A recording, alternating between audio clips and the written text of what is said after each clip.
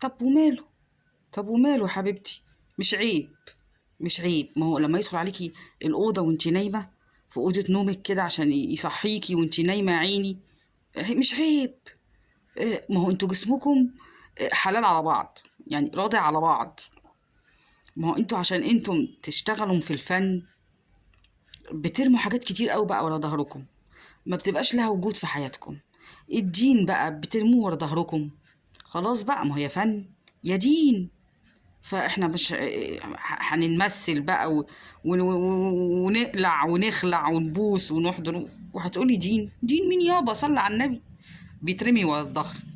الاخلاق بتترمي على جنب، الادب والعادات والتقاليد بتداس بالجزم.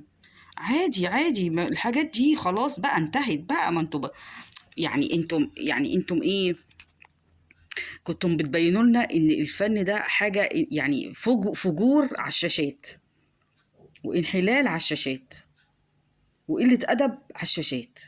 دلوقتي انتم بتتسرسبوا كده ولسانتكم بتقع بالكلام كده واحده ورا التانيه، باللي هو بقى ايه اللي بيقولك ما خفي كان اعظم، اللي كان مستخبي بقى علينا.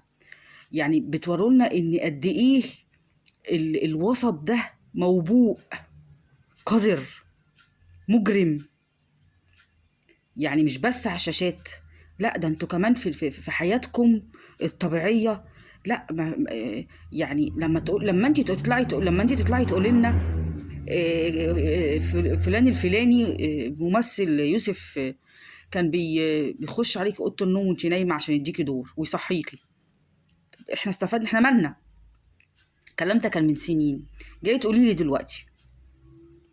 جايه تقولي لي عشان تعرفينا ان الوسط بتاعكم، وان انتم ما عندكمش اخلاق، ما عندكمش ادب، ما عندكمش ذوق، ما عندكمش حاجه خالص. يعني يعني انتم بتعرفونا ان انتم قد ايه الوسط ده ضايع. يعني مش شبهنا، يعني مش زينا، انتم مش بني ادمين زينا. وتزعلوا قوي لما يطلع حد من الفنانين يقول لك انا مش عايز ادخل بنتي الفن. تزعلوا. وليه؟ والفن مش وحش، والفن جميل، والفن رسالة. رسالة، هو رسالة فعلا، بس رسالة قذرة، رسالة قذرة. الحمد لله الذي عافانا مما ابتلاكوا به وفضلنا على كثير من خلقه.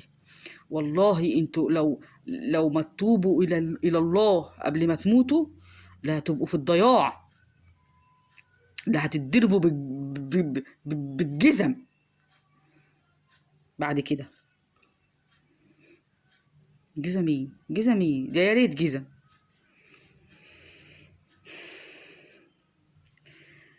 ربنا يهديكم، ربنا يهديكم.